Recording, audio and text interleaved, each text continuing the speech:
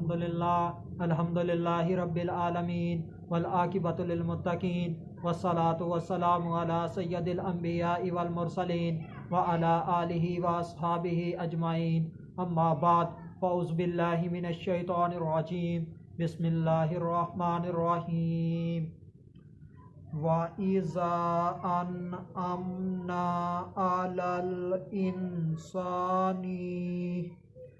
أَعْرَضَ وَنَأَىٰ بِجَانِبِهِ وَإِذَا مَسَّهُ الشَّرُّ كَانَ يَئُوسًا صدق اللہ العظیم ان اللہ وملائکتہ یصلون علی النبی یا ایہا الذین آمنوا صلوا علیہ وسلموا تسلیما اللہم صلی علی سیدنا و مولانا محمد وبارک وسلم وصلوا علیہ الصلاۃ والسلام علیک یا سیدی یا رسول اللہ الصلاۃ والسلام علیک یا سیدی یا حبیب اللہ الصلاۃ والسلام علیک یا سیدی یا محمد الرسول اللہ صلی اللہ علیہ وآلہ وسلم۔ اللہ تبارک و تعالیٰ کی حمد و ثنا اور اس کے پیارے حبیب حضرت محمد صلی اللہ علیہ وآلہ وسلم کی ذات اقدس پر درود و سلام کا نذرانہ پیش کرنے کے بعد میں سچے دل سے دعا گو ہوں کہ اللہ تبارک و تعالیٰ مجھے حق سچ ٹھیک ٹھیک بیان کرنے کی توفیق عطا فرمائے۔ اگر اس میں کوئی غلطی کوتاہی ہو تو اللہ عز و جل اپنے شان کریمی کے صدقے سے مجھ بندہ ناچیز کو معافی عطا فرمائے۔ دعائیہ کلمات کے بعد آج کا جو میرا عنوان ہے وہ ہے انسان بے پرواہ اور مایوس۔ خطبہ کے اندر تلاوت کی گئی آیہ کریمہ سورہ بنی اسرائیل آیت نمبر 83 پارہ نمبر 15 ترجمہ: اور جب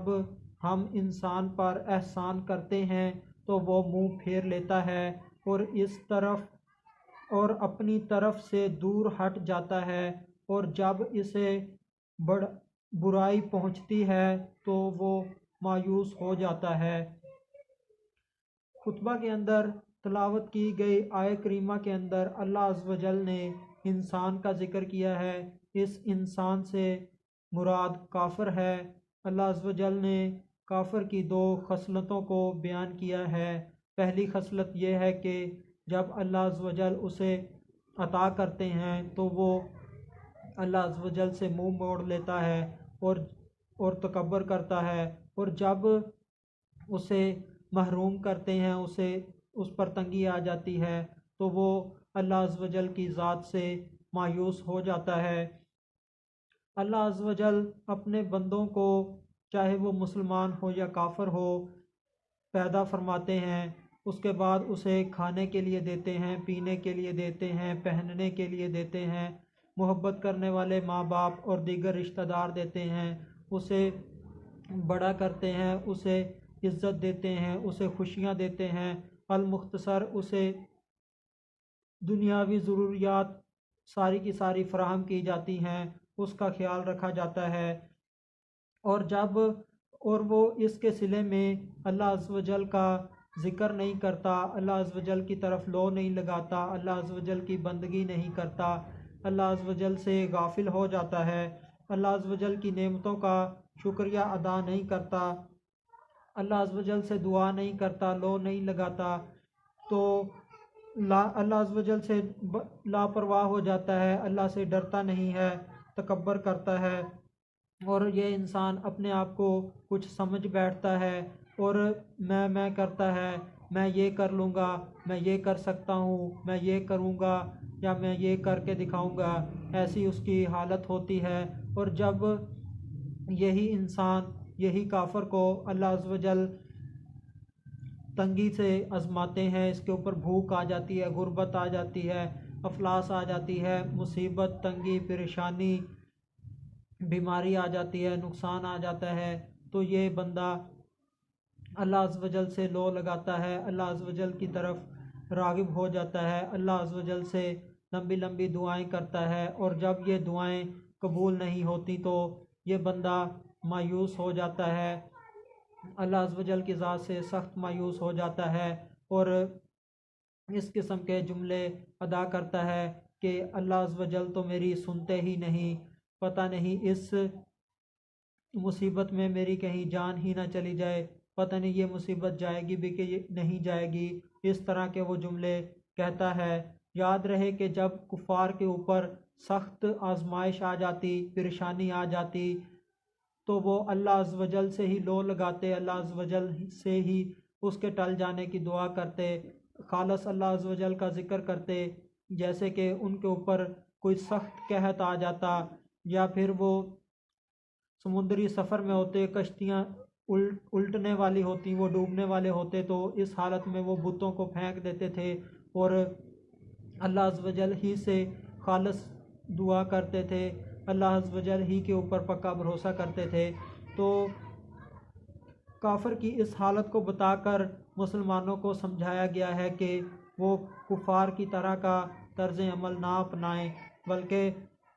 نعمت کے ملنے پر اللہ عز و جل کا شکر ادا کریں۔ اللہ عز و جل نے ہمیں پیدا کیا، ہمیں اللہ کا شکر ادا کرنا چاہیے۔ اللہ عز و جل ہمیں کھانے کو دیتے ہیں، پینے کو دیتے ہیں، ہمیں شکر ادا کرنا چاہیے۔ اللہ عز و جل نے ہمیں ماں باپ دیے، محبت کرنے والے دیگر رشتہ دار دیے، ہمیں اللہ کا شکر ادا کرنا چاہیے۔ اللہ عز و جل نے ہمیں پہننے کے لیے لباس دیا، رہنے کے لیے گھر دیا، ہمیں اللہ عز و جل کا شکر ادا کرنا چاہیے۔ اللہ عز و جل نے ہمیں خوشیاں دی، عزتیں دی، ہمیں اللہ عز و جل کا شکر ادا کرنا چاہیے۔ اور جب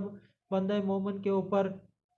مصیبت آ جائے، دکھ آ جائے، تکلیف آ جائے، پریشانی آ جائے، بیماری آ جائے، غربت آ جائے، تنگی آ جائے، تو اس حالت کے اندر اسے صبر کرنا چاہیے، صبر کا دامن اسے نہیں چھوڑنا چاہیے، کیونکہ اللہ عز و جل صبر کرنے والوں کے ساتھ ہیں۔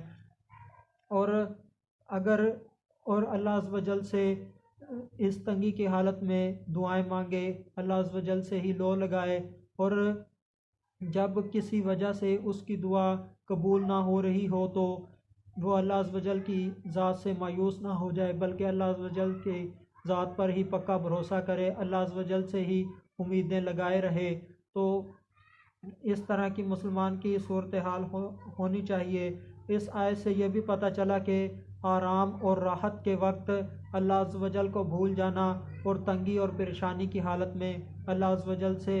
لمبی لمبی دعائیں کرنا، اور جب وہ دعائیں قبول نہ ہونا تو مایوس ہو جانا، یہ کفار کا طریقہ ہے۔ مسلمانوں کو ایسے بالکل نہیں کرنا چاہیے۔ حدیث سماعت فرمائیں۔ راوی حضرت صہیب رضی اللہ تعالیٰ عنہ تاجدار رسالت صلی اللہ علیہ وآلہ وسلم نے ارشاد فرمایا، مسلمان پر تعجب ہے کہ اس کی ہر حالت میں خیر ہے، اور یہ بات مومن کے سوا کسی کو حاصل نہیں ہوتی کہ اگر اسے راحت پہنچے اور وہ شکر کرے تو اس کے لیے راحت خیر ہے، اور اگر اسے تکلیف پہنچے اور وہ صبر کرے تو صبر اس کے لیے بہتر ہے۔ حوالہ مسلم شریف۔ یہ حدیث بتاتی ہے کہ مسلمان کے اوپر جیسی بھی حالت آ جائے وہ اس کے لیے خیر ہی خیر ہے۔ اگر اس کے اوپر نعمت ہو تو اللہ عز و جل کا شکر ادا کرے، جب اس کے اوپر کوئی تنگی آ جائے تو اللہ عز و جل کی ذات پر بھروسہ کرے، مایوس نہ ہو، صبر سے کام لے۔ دوسری حدیث راوی حضرت ابو ہریرہ رضی اللہ تعالیٰ عنہ رسول اللہ صلی اللہ علیہ وآلہ وسلم نے ارشاد فرمایا، بندے کی دعا قبول ہوتی ہے جب تک کہ گناہ یا قطع رحمی کی دعا نہ مانگے، اور جب تک کہ جلد بازی سے کام نہ لے۔ عرض کی گئی، یا رسول اللہ صلی اللہ علیہ وآلہ وسلم، جلد بازی کیا ہے؟ ارشاد فرمایا جلد بازی یہ ہے کہ دعا مانگنے والا کہے میں نے دعا مانگی مگر مجھے امید نہیں کہ قبول ہو، لہٰذا اس پر دل تنگ ہو جائے اور دعا مانگنا چھوڑ دے۔ حوالہ مسلم شریف۔ یعنی کہ اس حدیث کے اندر بتایا گیا ہے کہ بندے کو جلدی جلدی دعا نہیں مانگنی چاہیے، اللہ عز و جل کی ذات سے مایوس نہیں ہونا چاہیے، دعائیں کرتے رہنا چاہیے، اللہ کی ذات پر بھروسہ کرنا چاہیے۔ اگر وہ کسی وجہ سے قبول نہیں ہو رہی تو اس میں بھی اللہ عز و جل کی حکمتیں ہیں۔ آخر میں اللہ عز و جل سے دعا ہے کہ اللہ عز و جل ہمیں شکر گزار بندہ بنائے اور مایوسی سے بچائے۔ وما علینا الا البلاغ المبین۔